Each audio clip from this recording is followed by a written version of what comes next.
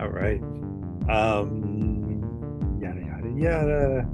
This is the new episode of the podcast. We really need to come up with like a better intro. Well, I think it just depends. What do you want to call? Is this gonna be like a? Are we recording already? Yeah, we're recording already. Are we? Yeah. Anyways, I guess this is our high budget intro. Yeah. But today we have something special for this DSTL podcast. Our block. Yeah, Art Block. Welcome to Art Block, ladies and gentlemen. This is the new episode. Uh what episode is this now? I actually lost track. Episode 4? 506. No, like Well, 4. 506. That's not bad. We'll say it's 506. We'll get there. We'll get there. We'll get there. Just give us a few months. Yeah. Yeah. But no, yeah, like Abraham was saying, this is kind of a special one, right? This, Mhm. we tried to call it something like the audience Q&A special. We were trying to get us some questions from our audience on social media and also, from our programming. And we actually did get some questions. So I'm glad that we got some stuff from Dr. Rosie. Shout out to Dr. Rosie Ramos, who is part of our poet artist development program. Thank you for sending us some questions for us to mull over and discuss. I'm gonna say thank you after I hear the questions. It's like that. No estás tan cabrón, güey. Te estás manchando, carnal. I don't know. Nah, it's all good. I get it. Because some of these questions, actually, when I was reviewing them, I was like, these are gonna, be good for conversation, por lo menos. Oh, okay. Yeah. Um, but I mean, obviously, this being kind of more of a laid back episode, we can clearly have whatever conversation we want. But one thing in particular that I've been thinking about, because I'm doing a lot of grant writing right now, Mhm. is what it is that actually creates our own personal practice, right? So like, what is it that motivates us to create our own artwork? And that is actually one of Dr. Rosie's questions. For Mm. both of us, she actually wrote, what personally motivates you to continue telling a story with your photography and poetry? So um, that's open to both of us. So I don't know, man. What do you think? What motivates you to create uh, what you create? Because you do obviously more than photography, Mhm. and poetry. You know? I think we have touched this a couple of times, and I feel like I haven't answered us properly, but Mm. let's try it this time. A ver qué pasa. So, again, like every day, we all live different lives and have different experiences, and I think that's what comes to that day triggers us. So it's our experiences we having at the moment that inspires us to do something. Like the project that I'm doing right now, personal, I'm trying to do a project on crystals. When you go to fairs or people are like, oh, this crystal's so beautiful, it represents love and such. So I want to take different crystals and minerals and change their name, just like something funny, and then have a just funny kind of property that will give you, like courage or stuff. But I'm gonna play with that notion and that idea. And I think we spoke of that a couple months back when we were at your place. And Yeah, it's just things that come to me, and I feel like I have the time maybe for this, and I'll jump in. But it has to be something that interests me. It's like something that's either, I don't know, I like research, so I like to learn new things. I like science and something funny. Sometimes I want to mix them all. yeah. That's it. I mean, maybe this is just because of like, I don't know, trying to be funny, pero se me ocurrió el mineral de pedos, ¿verdad? O el mineral pedos, right? Pedos. Yeah.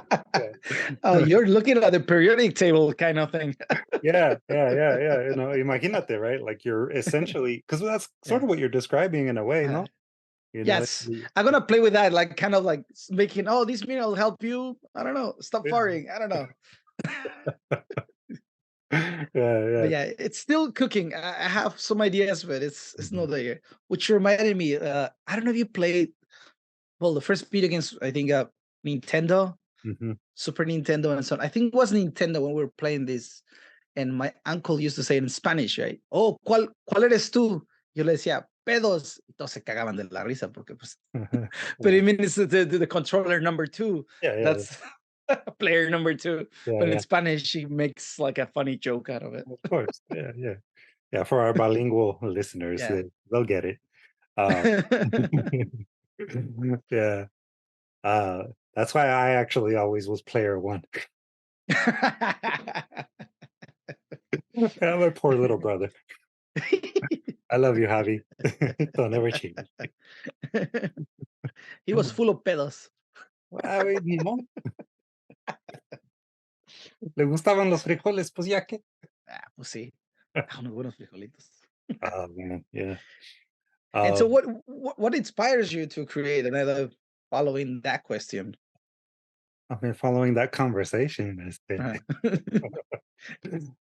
Well, I was actually like thinking about it a little bit earlier because, like I said, I've been doing some grant writing. One of the grants that I'm working on right now is for the artist fellowship, the individual artist fellowship through the California Arts Council. And one of their questions is to provide a artist statement, right? That talks about what motivates you to create and what motivates you to sort of reflect your community in your artwork.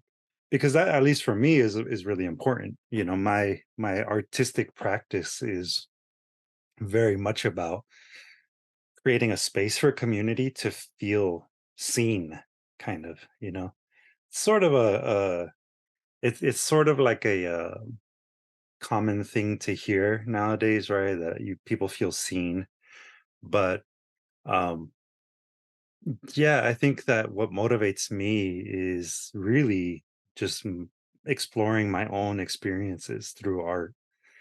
I have this concept of the Pan American identity, and to be Pan American or Pan anything, it means to be of that region or of that place. Y pues como somos americanos, aunque quizá no nos quieran llamar americanos, in the like American sense of the United States, America is both North and South America. You know, it's two continents, it's half the world. And we belong, both you and I belong to that culture of the Western Hemisphere, right? We belong to a culture that is not only Mexican but also American, because In Canadian. Canadian, it's South American, it's Chilean, it's Peruvian, it's Amazonian, um, it's even Native American, right? We have influences that go back to, I mean, thousands and thousands of years. Uh, I was actually kind of it, maybe a little side note, but we've been discussing creating a mascot for Distill Arts, and I love your idea of the axolotl because the axolotl, I think, not only is it native to Mexico, but it's also a creature that is relatively new to just the world, right? I was doing a little bit of research about it, and it's only been kind of at least estimated in existence for 10,000 years. And I mean, in the big scheme of things, in the history of the world, that's pretty young, right? And that is kind of what I think it means to be uh, Pan American, because it's one of the newer sort of identities that has been formed in the world. You have identities that have been around for millennia, since the beginning of mankind. You have like this very long history in Africa. You have a very long history in Europe and a very, very long history in Asia. But our history in, the United States and Mexico, in Central America, South America, like, I mean, the Aztecs were around about 5,000 years ago, right? The Mexica were just starting to the at least the original Mexica, were just starting to cross the land bridge, or from the eastern hemisphere into the western hemisphere, only like about 5,000 years ago. And I think I think I'm probably getting my dates all wrong, but I mean, Yeah, I think like the Aztecs were 200 years old when the Spaniards came in, so it yes, was a kind of new society. yeah, But we have older like the Almecs and the yeah, Peruvians as well. Like we have different cultures, but I always find fascinating like how we as humans hmm, want to try to trace ourselves. hmm, It's kind of the continuation of who's my father, who is my great grandfather, and then it extends into the culture and how we're linked to what's now. It's kind of where our urge to belong.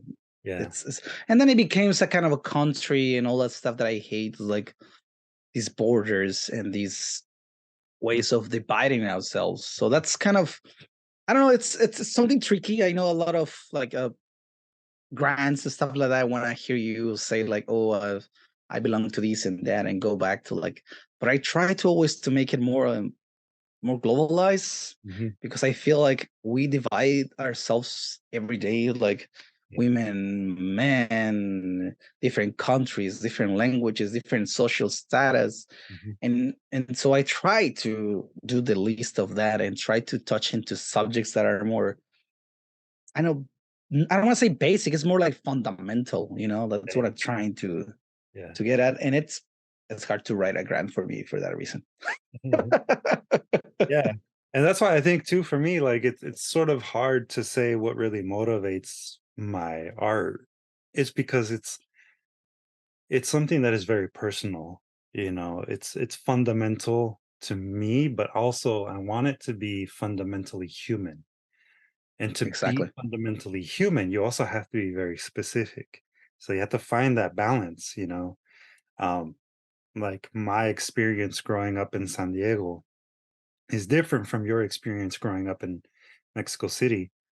But at the same time, like there are things that I can talk about that are very specific to my upbringing that maybe you might relate to, you know, and vice versa. There's very specific things that you can talk about in your upbringing that I will relate to because one, we share a common culture, two, we share a common language in Spanish, and three, we share a common humanity because we're both human and we both have the same range of emotions that everyone else experiences. And so for me, that's kind of like how I want to try to describe the Pan American identity, Mhm. because to be Pan American means that, we're part of this very young culture. And even the United States is one of the youngest Oh, nations in the world, right? As a nation, it's relatively new. yeah, we're Mexico, babies. yeah, and Mexico in its current form is also very, very new. And even demographically speaking, I mean, the average age right now in Mexico, the country, is like 36. So it's basically our age group, you know. Um, I mean, I know you're a little bit more of a chiquillo, but yeah. Uh, but I mean, that's kind of the thing, right? Like, so it's interesting. It's interesting to talk about like the purpose of identity and how that influences our art, right? For me, my poetry and to a certain degree my photography, because when it comes to like the street photography that I like to shoot, it's at least lately been focused more on the way that shadows and light kind of Mm. interplay with each other, the way they balance each other out, compositions. And then, you try and throw in a little bit of a human element in there, and you get some, I think, interesting ways in which you can reflect how nature and humanity kind of affect each other. Hmm. So for me, that's sort of where my thinking is when it comes to doing photography, uh, whereas poetry, it's a little bit different. I guess it's Yeah, Yeah, I guess it depends it's on the each medium. media has its own, Mhm, I don't know, approaches. Like I remember when I was into photograph classes, mhm, It was like, oh, why you do this in Photoshop and add these and make more fantasy? And I sometimes do, but to me, it was like telling them, I already know how to kind of do Photoshop painting kind of thing, so I can create something out of just my imagination. Mhm, So I took photography more into the, recording the moments, the reality as kind of is. mhm, Again, looking through a little bit of my eyes, but yeah, it was a different approach because like painting and stuff like that, I can go more wild and more sci-fi or fantasy. yeah, But photography to me, it's more recording what's going on mhm, through my eyes, not mhm, as much as like, oh, let's change this lake into purple mhm, because to me it's not letting people see what is there. It's kind of, yeah. you know. Yeah, I think that that's why, at least for me, street photography is the medium of photography that I want Mhm. to always explore. I mean, it's fun doing things like portraits. I like actually, speaking about that, I like doing portraits because it's trying to capture the essence of a person, you know? So like when I recently did the portraits for the girl that you had referred to me, um, Mhm. I tried to kind of work with her to figure out, what was her favorite colors, try and incorporate that into the background. Because we were at the I forget the name of the botanical garden in uh Oh, the one next to Santa Anita, right? yeah, the one by the Santa Anita racetracks. Mhm. We were there at that botanical garden and Mhm. andaba vestida como pues para salir a su prom. Mhm. Um, so there was like a certain expectation, right, on her part of what the pictures should look like. But Yep. on my part as the photographer, I really wanted to just sort of show her personality, her style, and so in conversation and asking questions about what she liked and what she was into, I was able to find some spots within the botanical garden that I think really helped to bring that out and to create some nice balance in the images. So that's what's fun about doing like portraiture. But my jam cuando se trata de la Mhm. fotografía es street photography, just because it allows me to feel like I'm meditating a little bit more and also to be a little bit more scientific and mathematical. I don't know if that Mm. makes sense.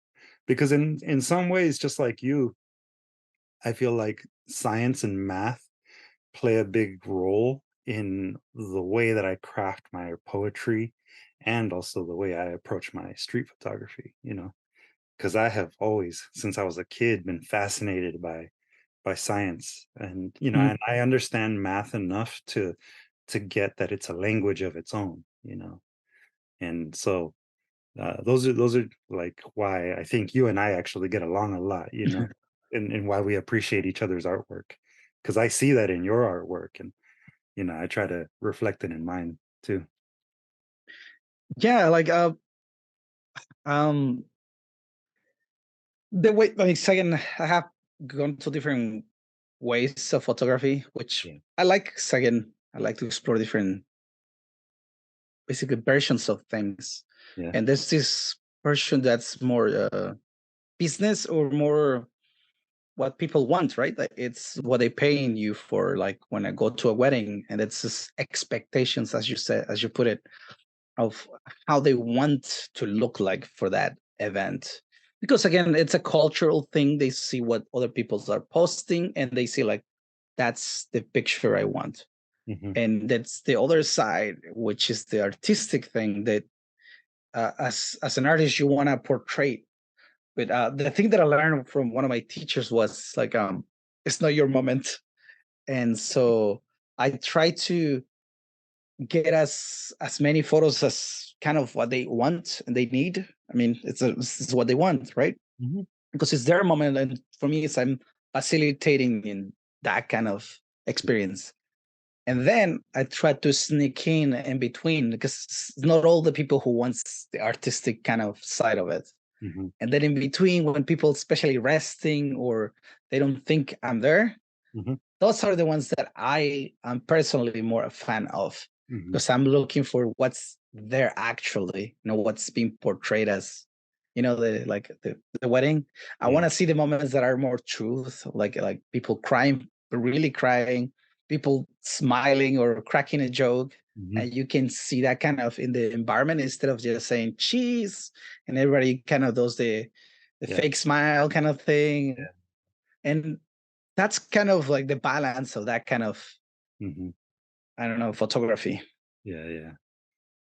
Yeah, I think that the candid is Mhm, what is always gonna come across as more genuine. And that's mhm. also why I specifically like street photography too, because there's always more of that candidness, right? That Mhm. you are able to capture when people aren't really paying attention, or when people don't see you there as a photographer. They just see you as another pedestrian, or como sea, Yeah. you know. Um, but I've always been curious, and I don't know if I've ever really heard you talk about this, but why photography specifically for you? Ooh. What took you there? Because I I see you as an illustrator. I've seen you as a poet, but when I first met you, you were a photographer, and that was kind of like your main identity as an artist, as a photographer. So um, I'm curious, and maybe our audience is too. What is it that actually took you to that specific place first? It's funny because, like, yeah, I have that kind of phrase, like, you sometimes become an embodiment of what you're pursuing at the moment. And as a photographer, people see it fast because you have a huge backpack and a tripod and like Yeah, you're doing all this and that. And it's a phase as well because you are involved in that a little more than other things, but always doing different things. But yeah, I definitely understand that. It's funny because I never thought as being a photographer. It was, I mean, I was in love with like National Geographic magazines. My dad used to buy those ones every month. I think they came in through the mail, and I love that because that's, I guess, the part of the science that yeah. you're getting from like this animal and such, and Huh. then you get the amazing picture. And that's why I guess I love Pokemon as well because it had that kind of like variety of different Uh, animals, and it kind of relate to that. yeah. And so uh, at the time, cameras were so expensive, and making film, developing, it's no way. Like I didn't have the money for that. Yeah. So I started using those point and shoot cameras, not to photograph as per se as my result being the photograph. It was me recording or trying to get images that I could use to draw. Mhm. Like, okay, this pose or this building or this car, and I will take the photo and then take it and then fix it. Again, it wasn't super digital, high def. It was just like point and shoot cameras. And I will go out with my friend and just take photos for fun or as reference photos. And he will be more of a photographer. So he's the one who told me one day, "Hey man, I'm getting a new camera. Do you Uh-huh. want to buy my old camera?" Huh. And I'm like, "Oh sure." Like he gave me a good deal. It's one of my bros. So he got me the camera, and ever since I'm being hooked. Like Yeah. because it's a different way of me shooting from trying to get reference materials than to trying to get something on the final stage just by a photograph, seeing Mhm. how the light works, how the lenses work, how time works. All these things are fascinating. And again, it's capturing things that other people might not have the chance or the patience or the curiosity to see. Mhm. Like sometimes I post this thing called things I find, and sometimes I just take it with my phone, and people really like, oh cool, I like this because sometimes there's so tiny things that people don't stop to Mhm. see or to give it a more of a chance to Mhm. sink in. And then when I post them and say like I found these, like and people are like, oh, I Mhm. never saw that, and I pass by or I things like that that I like. Yeah. Yeah, that's a cool concept. I like that, to sort of celebrate the little things. Mhm. I feel like in a lot of ways that's what art can be. It's a celebration of the little things. It's Mhm. not always supposed to be like high fashion or, Renaissance style painting. It's not Yeah. always meant to be even like a novel. Sometimes it's supposed to be something as simple as the celebration of a red wheelbarrow, like in the Mhm. case of William Carlos Williams, who's, one of my favorite poets. Hmm. Because it's like you take these little everyday things that a lot of times you don't notice because you're so in a rush to do something else, right? But when you do take the time to notice them, whether it's through photography or just casual observation that you maybe write about later, like Mhm. it's necessary, it's valuable to celebrate the little things because they remind us in the end of our humanity, you know. It sort of makes people, at least looking at it from an audience member, point of view, it makes people remember that they are human, you know. Yes. And that to me is what at least I try to go for, Mm. in my writing and my photography, even in maybe not so much in my graphic design stuff because there's more of a purpose to the Yes. design work that I'm doing, because that's more about like providing information in a way that is easy to digest, but at the same time, you know, allows for people to engage with it in a way that they are already expecting. That's I think one of the challenges of doing things like graphic design where it's much more focused on, solving a problem that may or may not exist for people. But once they see the solution, it's like, oh, okay, yeah, that's what I was waiting for. Yeah, graphic design, it's kind of its own beast if you Yeah. think about it. Like people's always sound like it's what's commercial art, Yeah. right? Yeah. And there's yeah, I can see that some is more towards that direction. It's more of the purpose you're saying.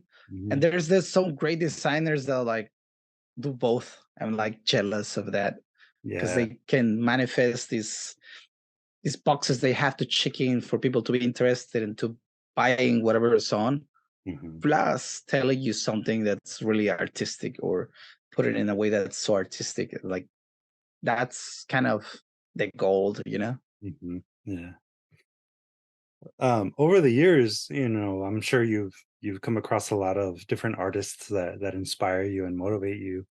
Maybe going back to one of the questions here that Dr. Rosie sent Mhm. us, um, what poet or photographer or visual artist have you come across that you feel has really influenced you to continue pursuing your craft, to make you want to be better at whatever it is that you're practicing?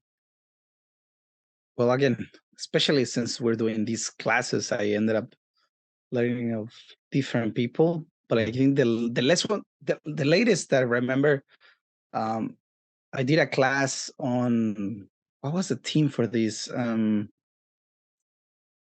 think censorship, and I Okay. was looking into what's the name of this guy. Oh, trying to remember.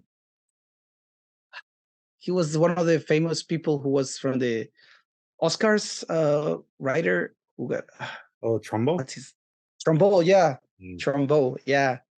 And I think that guy really inspired me. Like I made one piece after one of no his actual shows or movies that he created, like a screenwriter because he was a Mhm. screenwriter. But the letters he was writing during this process of becoming basically an outcast of Hollywood because they thought he was basically a communist, Yeah. and that was a crime, right? You Yeah. can think a different way. And so I like the way he think and the way he put words into paper. Mm. And sometimes he was really well spoken, sometimes really witty and like funny in Mm. a really s- smart way. And I Mhm. really enjoy that. So I used it a little bit of places. So that's the latest person that I remember like Nice. inspire me. Yeah, Trumbo. Yeah. Yeah. Yeah, when you did the lesson on Trumbo for Concha y Cafe, it was, I think, also a great reminder of, the human toll that things like censorship can cause. And Oh, just because he has that way of saying things, yeah. because I guess sometimes you hear a lot of I don't know, a magazine or a newspaper telling you Mhm, 100 people's being outcasted or not listened to in the work, like the writers strike right now. It's mhm, like, but you don't have that kind of connection to it. You don't have that sadness or that yeah. human emotion. And when you start reading his letters at the moment, like it's all there. And like and the way he puts it, like it's brilliant. So Mhm. it's always something that pops in by accident, actually. Yeah, yeah. It is funny how it does happen by accident sometimes because that's actually how, to a certain degree, I came across Efrain Huerta, who's been one of Very the worth. one of the writers that I've been really interested in reading more of his work and Mhm. understanding his life. And it happened actually with one of these books here. Where is it? Uh, Eeny, miny, mo. aquí está. Yeah, this one. There you go. Right. So this is Ooh, actually one of my favorite books that I el own, gran cocodrilo. El Gran Cocodrilo, and it's Efraín Huerta with illustrations by Doctor Alderete. And what I love is just the design work of the whole. Illustrations, pretty nice. Yeah, the illustrations, the three color, basically three color designs, and then Mhm, Efraín Huerta's poetry itself. It's I think the story of his poem Mínimos is fascinating, because he was uh, diagnosed with cancer, throat cancer, and he lost his ability to speak to a certain degree. He had to adapt to that, right? And he had to kind of work within the constraints of his performance. So that's where his concept of the poem minimo came to be. And after this is when I actually started thinking more about how can I reduce my poetry to be social media sized, basically. So there was a time not that long ago, just before the pandemic, where I was doing little poems that were like Twitter count poems, right? Twitter character count length. And then that inspired me to do, more work that was very short, and um it's been kind of put on the back burner since the beginning of the pandemic because of all the work that has come up thanks to the pandemic. But yeah, one of my next books that I want to do is a collection of little poems that, at least after looking back at them now, they're probably going to be combined because a lot of the themes are very similar and they can kind of be combined now. But yeah, Efrain Huerta and Doctor Alderete and his illustration work, that's really inspired me recently. And then there's of course always the Pablo Neruda, who I just I can't feel I feel like I can't ever really escape that influence anymore. It's kind of like, yeah, Cemented. ya hasta se ha como formado parte de mi ser. It's That's a great compliment.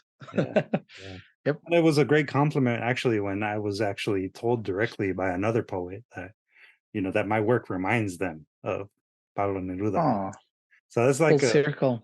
yeah, it is. It's like coming around full circle, and being able to say, wow, like my craft has kind of developed to a point where it reflects a big part of me, which I have to admit that Pablo Neruda is a big part of me now.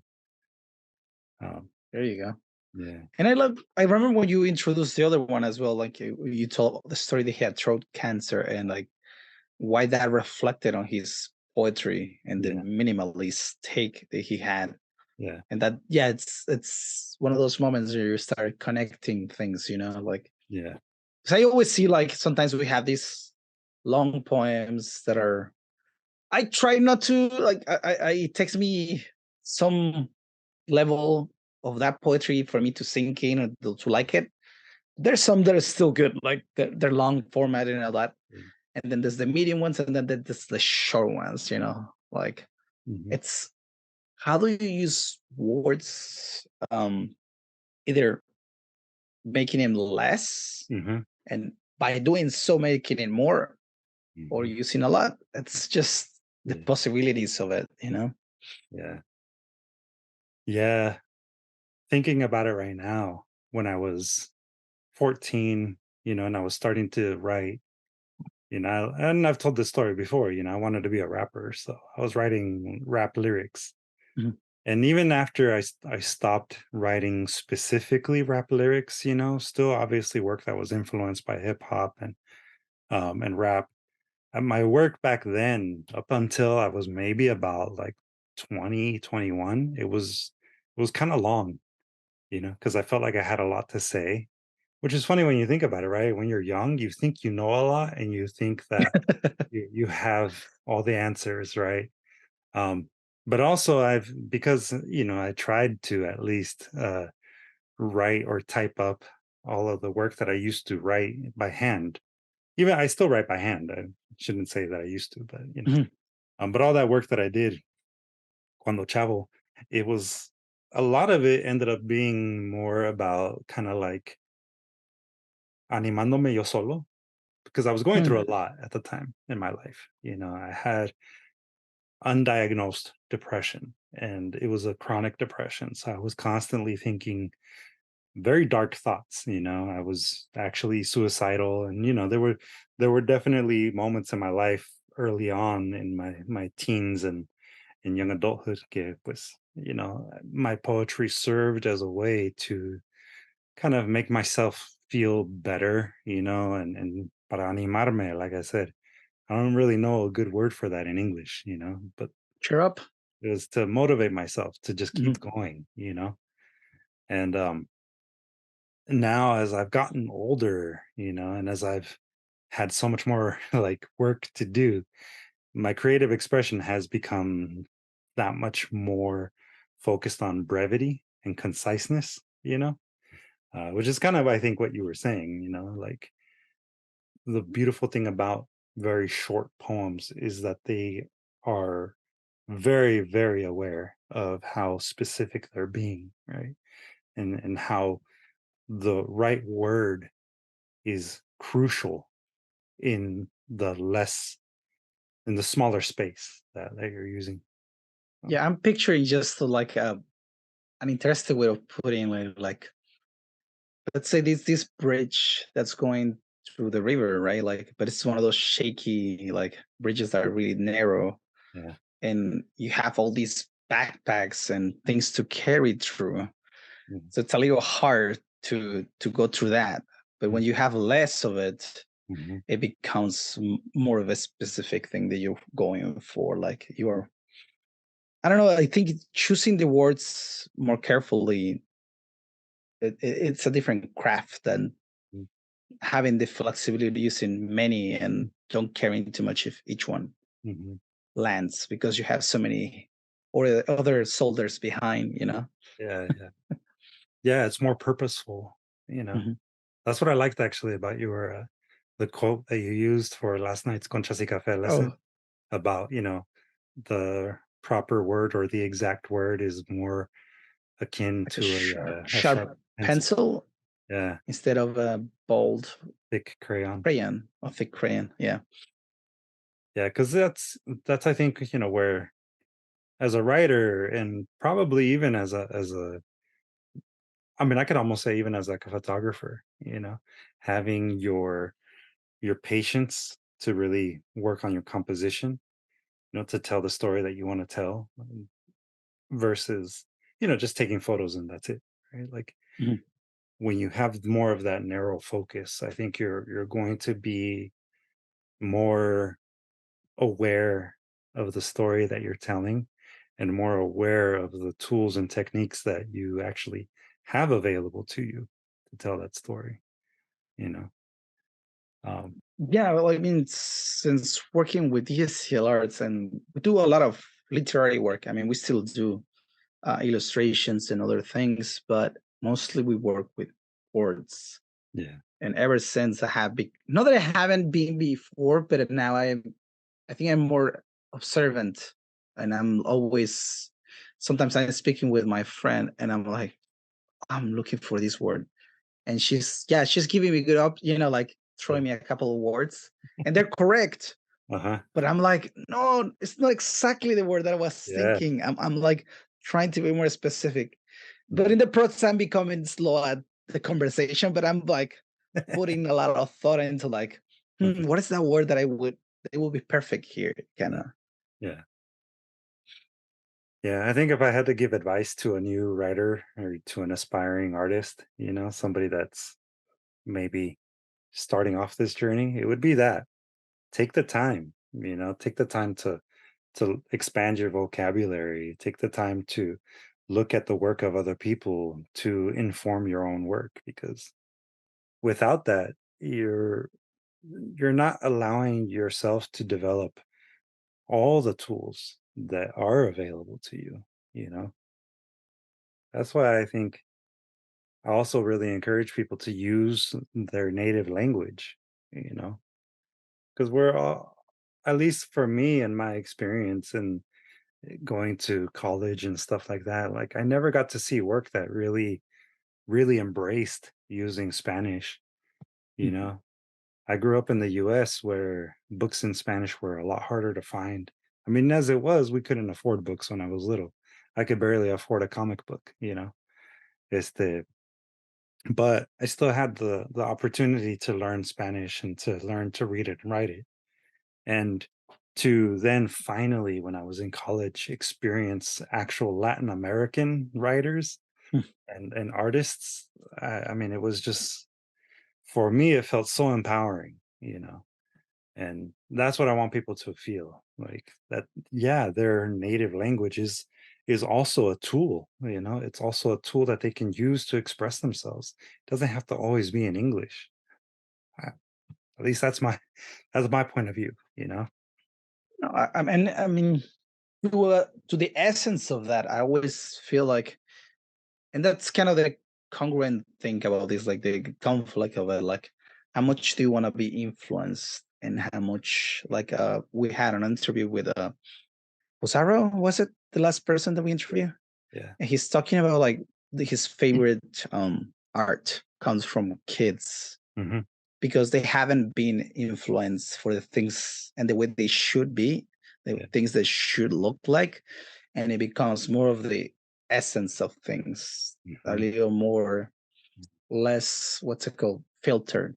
Hmm. And so for me, when I was growing up and learning art, I was always trying not to be too, even though I was taking all these classes and learning a lot of things, I was trying to not be too influenced, like trying to follow everything as like, Hmm. oh, this is the way that it should be. I always try to like do things my way, even though that's even possible. But that was kind of my take. Like, let's see how I can make something that's just me. Yeah. And then if I feel like I need to, in the future, get a little more of the, not technique, but like the influence of others, I Hmm. will. But I was trying to keep as much of that me through the process, Hmm. which is, it's kind of a balance, I think. Yeah.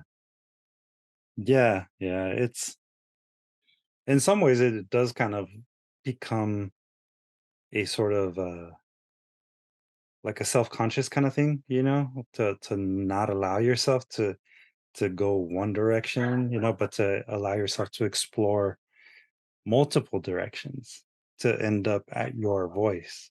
That's really hard too, by the way, for anybody listening or watching. We spend our entire lives as artists trying to figure out what our voice is. Some of us might come to it, a little bit earlier than others, but our style is forever developing.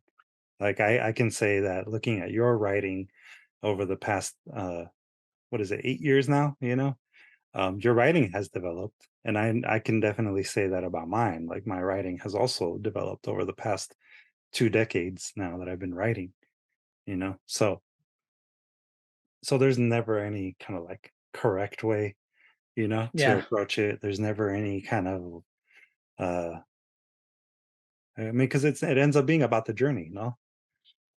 Yeah. My advice, and when I give classes to either kids or adults, it's like, I'm here teaching you these. Again, I do the teaching of the stuff that's already not curriculum, but like the things that we already know as artists, like pencil form and in painting and techniques. Mhm, But at the end, you have to know those things so you can break those rules and play with it and see what you can create that's more from your perspective or your curiosity. Because again, I say curiosity to me is the main thing. Like play with it, even if you think it might look weird. yeah, Even maybe the whole concept you just created to explore it's doesn't go anywhere. mhm, Or sometimes you develop it and make it better and better, and it becomes something really great that other people didn't see at the beginning. So it's always the exploration of different materials, different techniques, different, I don't know, ways of thinking.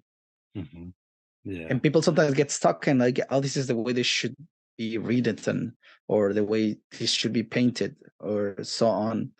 So I always say, yeah, it's good to know those things and why they are preferred, but go for the wild, crappy things that may end up bad, but try them. yeah, yeah, yeah. I mean, yeah, it's important to explore, because without exploration, we can't really figure ourselves out, you know? Um, yeah, I think we're maybe like having a sort of sort of our own little existential moments right now, you know? But it might be good to sort of change cambiarle a la rola, a Yeah, little did bit you before have we get. more questions? Yeah. Well, I mean, some of the questions we sort of half answered, so, Hmm. I think we could maybe save some of these for another time too. Um, but there is one question that I've really wanted to actually ask you for a while now.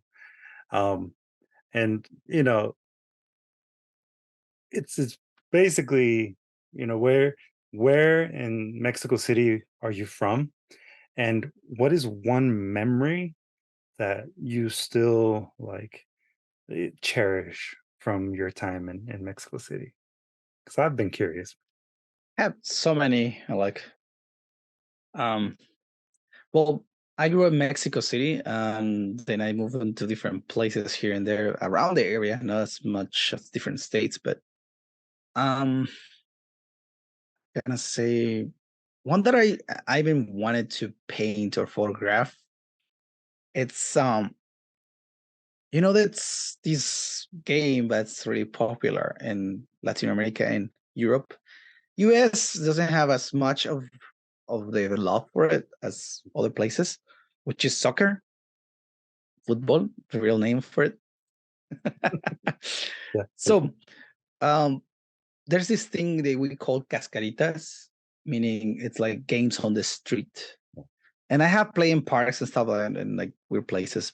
But playing in the street as a kid was something way different than anything else. Like, it has this camaraderie of your friends and this, this energy that you have as a kid. It's all there, and nothing fancy needs to be there. You just need a couple of rocks or stuff to make the goals, Mhm. and sometimes it's not even a ball. We always have weird things that we can kick around. There was this bottle we called fruit seas. It's basically a bottle of just juice, like Yeah. color juice, like, oh, I like color purple, but it was a flavor, And so after we finish drinking that or so on, we will use it as a soccer ball. Mhm. Or sometimes we wrap paper and to create a ball or a can, basically, right? And so that always like comes to me like, oh, those were kind of the moments. Mm. Yeah, that's pretty cool, man. Yeah, I remember playing soccer as a little kid and cómo, cómo me fregaban las rodillas, güey. That's why. That's actually why I have a messed up knee. Um, Oh, there siempre. goes your career. Yeah, man. Es que pues, siempre me tocaba de portero. Oh, okay, okay. So ahí andaba yo with like the ball or lo que sea, pegándome. in la mera rodilla too, never in Yeah, the shin, never it was always, like, bad right. luck. Yeah, bad luck. Yeah, I did. So by the time I was, like, 10, I was already limping all the time and, just not really, able to run very well. So, yeah. But this is like one of my friends is always bugging me because she loves to use shorts to Mm, wear out. Like I don't think she owns pants, and so she gives me a hard time when she's like, "You always wearing pants." huh, I'm like, yes, I always wear pants because I was like playing soccer and so on. I always scratch my knees or so on, and so I always had bad luck. Like when I don't wear pants, I get scratches or so on. So most of the time I wear pants, and just when I go swimming or to the beach, when you see me with shorts. yeah. Yeah. Yeah, I think as a kid too, I was always wearing pants. I do remember that. I didn't wear shorts that often. Mhm. Pero las rodillas siempre se me rompían las rodillas, when you're sliding and you're just Yeah, moving around. Like, yeah. and it's the difference between like sometimes I feel like football. It becomes you gear up. You Mhm. like American football, that's what I meant. Yeah. You gear up, you have all this stuff, your helmet and your knee pads and everything. And I'm totally for it, like because it's protecting yourself. But over there we don't have the budget for that kind of thing. I think that's why soccer is also so popular. Yeah. Again, you don't even need a soccer ball to play. So that was kind of the thing. You will be scratching and will Yeah. injuring yourself, so on. Like that's kind of how I I think we build ourselves tough just by that childhood. That's a lot more wild. Here I don't see kids playing like they're just on the phone. They don't even have the notion of like being outside by themselves right now. Like I have nephews that like their parents are like always on the loop. Mhm. So they don't have that kind of like, oh, let's go to the tiendita and Mhm. buy here or like with this other friend and bicycle to all over the town. Yeah. Nope, that doesn't exist here. Well, Yeah. in my area. But, Yeah. That kind of makes me sad with my nephew and my niece. I mean, they're mhm, babies still, so for them they can't mhm. go out on their own yet. But it's yeah, I see that about the world, now with the younger generations. Too many people Yeah, are on their phones, and it's not just kids, it's not just teenagers, it's everybody. yeah, Yeah. definitely. Yeah, we used to be outside, I guess, too much. Or maybe If it just wasn't right now. soccer, I used to play a lot of basketball or tennis or whatever. No Yeah. more tennis, but it was volleyball and stuff like that. I Yeah. love sports. Yeah. I have a lot of energy, so it's a good way to burn it. Yeah. Yeah. Now for me, it was basketball. I was Basketball is cool. I Yeah, was playing I more love basketball. it. Yeah, Yeah. back in the day when everybody was jumping like Jordan, Yeah. because that was Exactly. kind of the figure that introduced basketball to the world. Yep. Yeah. Oh, Yeah. by the way, since we're here in the chip chat, um, what's the cartoon that you remember you like? Oh man, Transformers. Transformers? Oh, Really, robots in the sky. man. I mean, mira, acá tengo mi Ándale. este es el Do Dinobot. you ever get one of those? There was these watches that you can make into little robots. I don't think they were Transformers named, Mm, but it was based on Transformers and all these robot things on the time. So this is like little watch of plastic, and you can take it out of I don't know, the yeah. band Uh, and make it into a choo choo choo robot. Like uh-huh. Yeah, I no, didn't for have me, one of those, but they were so cool. yeah, I remember those too, Yeah. yeah, that was always like the holy grail. Yes. Para mí, cuando era chavo, I mean, for me, it was probably either getting Soundwave from the Transformers or Megatron. Because Damn. I've always been all about the Decepticons, you know, Oh, okay, and okay. and the Los villain, rudos, los rudos.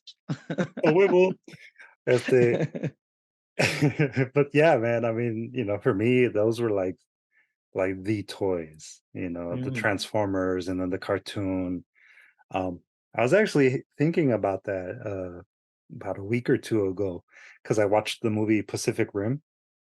And Oh, that's a good movie for yeah, you. Like, I have a friend who likes Evangelion, Transformers. Like, he likes that kind of robot thing. yeah, So that movie, he's like, "Oh, let's go to the movie theater" when it came out. yeah, Super excited about that. yeah, yeah. I mean, yeah, I was so excited when the Transformers movie came out, but yeah, I've always been since I was a little boy into giant robots and giant monsters. Godzilla. I love Godzilla, yeah. Godzilla movies as a little boy. I loved even Sinbad.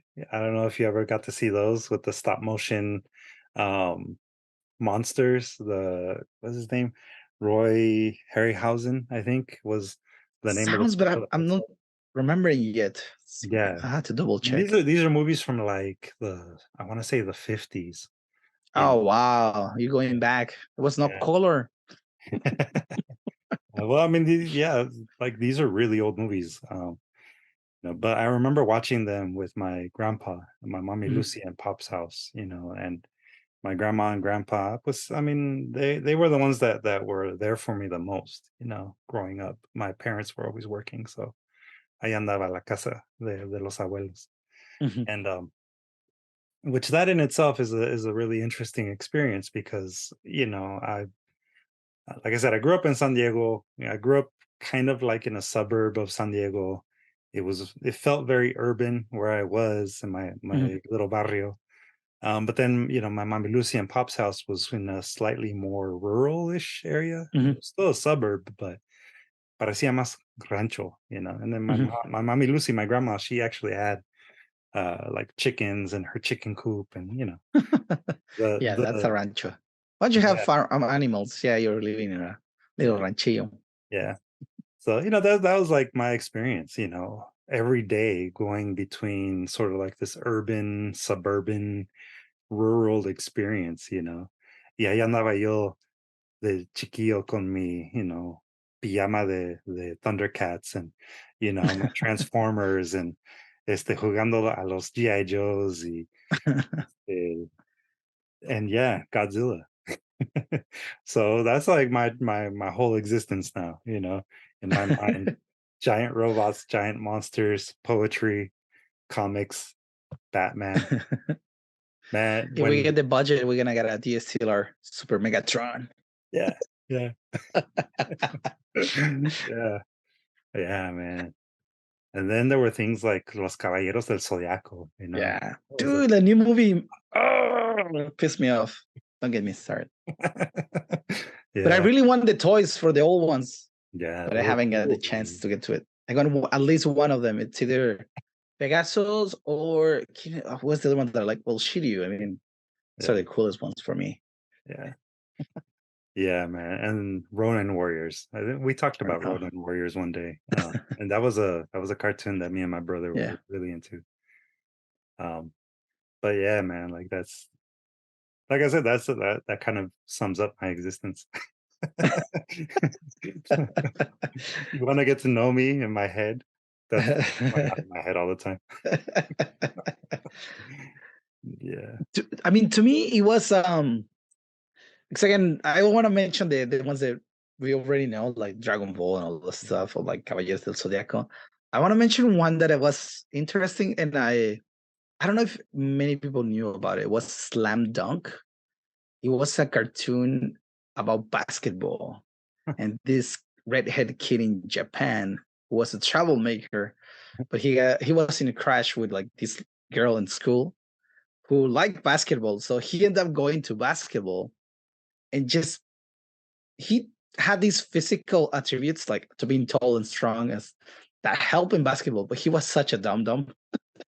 So the whole process of he actually learning to be patient and playing the ball mhm, and me playing the ball at the time, it was something really interesting that connected me. I even made a poster out of it, like one of the first posters that I created on yeah, pencil of him, and it has like, and I even bought the shoes from it. It's like the Air Jordans, the nice. red and white, Hmm. and I even put Shohoku on the next. I made him custom made from Nike, Oh, and cool. the yeah that was a really interesting cartoon that kind of it's one of the ones that not a lot of people know, and Yeah, it was really impactful, like a really interesting cartoon. And that sounds I'll recommend it. Slam dunk. might have to look into that one. Yeah, and in Spanish. Watch it in Spanish if you can, and you can have it in English, but I know you're gonna enjoy it in Spanish. Just Yeah. saying. Well, yeah, I mean, that's how I know about, like, Los Caballeros del Zodiaco, Mhm. Oh yeah. because watching it in, uh I mean, that was, I have to say, one of the cool things about living in San Diego is Oh, that you we get got the TV. we got the Tijuana TV station. Tijuana Challenge. Yeah, I mean man, so channel challenge. channels. Yeah, yeah. So, we got to watch Mhm. stuff from Mexico, La and corte del pueblo. yeah. And I mean, everything was made by Televisa, so Yeah, it's all there was all like only what 2, 3 channels. yeah. Um, yeah, but then also, going to Querétaro with my family in Querétaro at least once a year growing up too. I mean, we watched whatever we could get on the antenna, you know, Yeah, in the yeah. Back ranchito. then, it's not like you can choose what episode or when Yeah. to watch it. Is like it's there. You can follow it every day and be Mhm. consistent to know what the story. If Mhm. not, you're screwed. Yeah, yeah, There was people who recorded stuff, but my household didn't have like yeah, we didn't ever record anything like yeah, tape it and then watch it. Like, nah, we yeah, didn't have that. yeah. We didn't do that either, but yeah, and that was how I came across a lot of stuff too. Mhm, That, like I said earlier, like, even though I grew up on this side of the border, there are certain things that at least you and I can share. mhm. Say that we have at least some sort of cultural thing that we were able to share, which And well, we have one of our students. We're talking about like detail because sometimes either we make poems that are a little more open to like Mhm. they're not super specific, and I sometimes do that as well. But it becomes a poem that's yeah meant for everybody because it Yeah, doesn't have the details to be super specific. yeah, So you don't have to be like I'm Mexican or I'm Japanese or I watch these or they have this income. yeah, They're open. But then we're talking about like there's sometimes poems like or stories that's super specific, like somebody living in Africa. hmm, But the details, once you start reading or seeing them, hmm, they become also something to link yourself to that story because there's such thing as human nature or just nature, let's say right, that we still have that connection. So I would say like be specific. You don't have to worry about like people being out. Oh, I live exactly that experience, but hmm, your experience just by some details of it, people's gonna connect to that yeah, because we're all having some similar approaches or similar ways of living, even though we yeah, don't think. yeah, exactly, exactly. Yeah, I mean, it comes down to just being human, Mhm. and the human experience, because Unless we're in the Matrix. Dun dun dun dun. That's another story. yeah, yeah, yeah. So, anyways, man, I think we definitely had a good conversation. I'm glad that we got a chance to just kind of, Yeah. just Next talk. time, again, if I can make my friend come to the podcast and we'll geek out about like cartoons and stuff like that. Yeah, that would be But cool. I need to push him. Yeah, and for anybody that is listening or watching, and somebody that you think might be, a cool addition, a cool audience member for you to, or not audience member, a cool guest to hear from. Feel free to leave us a comment and uh, just share the recommendation with us, because we're always looking for other people to inspire us too. So, and Yes. also, again, shout out to Dr. Rosie Ramos, part of our poet artist development program, for giving us some questions for us to consider and Something to talk discuss. about. Yeah, exactly, exactly. If only the royalties, would have laid that track over. Uh, but yeah, thank you for giving us something to talk about, and we hope that those of you listening and watching enjoyed today's or this month's episode of the Art Block podcast. I think we're gonna call it a session for today, but definitely Stay tuned for the next episode. We have another guest coming on that is an artist that has submitted before to Art Block Zine. And again, for those of you that are actually interested in submitting work, the current theme for Art Block is intertextuality. Yeah. So use your imagination, and really think about, how it is that you, through your art, have conversations with the influences that have inspired you. So check us out, distillarts.org, DSTLARTS.org. Like, follow, and subscribe, as everybody on YouTube likes to say. And, for those listening on the podcast, definitely make sure that you have your notifications on so you get the latest episode as soon as it drops. Yep. And Follow yeah, us, subscribe, like all the stuff. all that good stuff. Make sure you follow Abraham at Abraham_photo world on the good old Instagrams. And Mhm. even though I'm not actually really using my social media, Follow me. yeah, you can still follow me at at Stymie Love One. That's at STIMEYLUV1. I actually do plan on revamping my website, so I will be having some new work up for people to check out on my website, and that is going to ultimately lead into a revival of my social media. So, for anybody that We're is waiting for the curious, day. yeah, for anybody that is curious, y'all will be able to find out when that happens. The goal is this upcoming month to have all that up and running. So Good, yeah, good. yeah, and yeah, Distill Arts. Make sure y'all give us that love. So take care, everybody. Talk to y'all soon. Peace Peace. out.